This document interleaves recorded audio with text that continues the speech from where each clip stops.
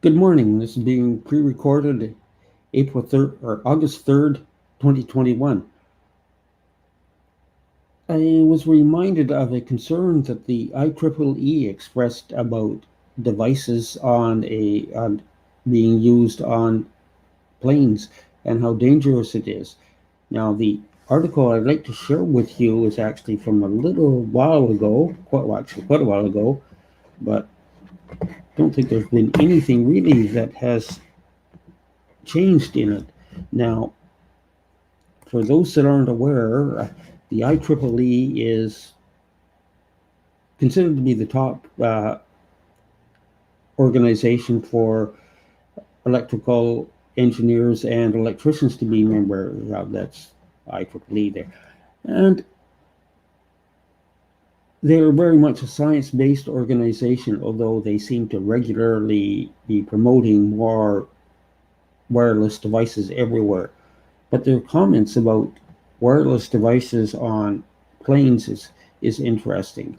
Uh, Let's take a closer look at this article. And in the article, they are expressing doubts and concerns about all the consumer devices that are being taken on board planes. And this article was published in 2006. But since then, there's been many more. And we'll just take a look at where the article basic concluding line is, and we argue that in the meantime, the public needs to be more clearly informed about the risks of its current behaviors.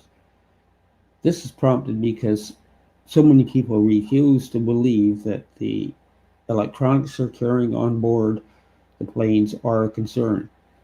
Now, that was for some of the other frequencies, but when we get into 5G, notice in another one of their magazines, they are expressing concern about the effects of 5G, not just the 5Gs, but the unmanned aerial system of planes. I mean, the 5G is going to become ubiquitous almost everywhere, and more and more people are expressing concern about it. In this one, you have, I believe, it's a guest editorial, but the IEEE would not be publishing unless there was, shall we say, unless it was a science-based article. And when I look at all the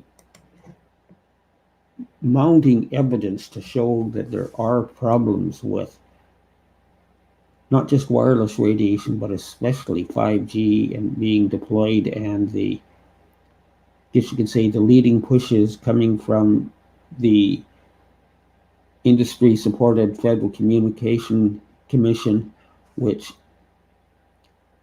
is as bad as the Innovation, Science, and Economic Development, or as many call it, Industry Canada, encouraging, profiting from, and even going out, even, well, I'm almost at loss of words. Both agencies are almost totally captive by the telecom industry, and this pushing more and more of these devices and the Internet of Things,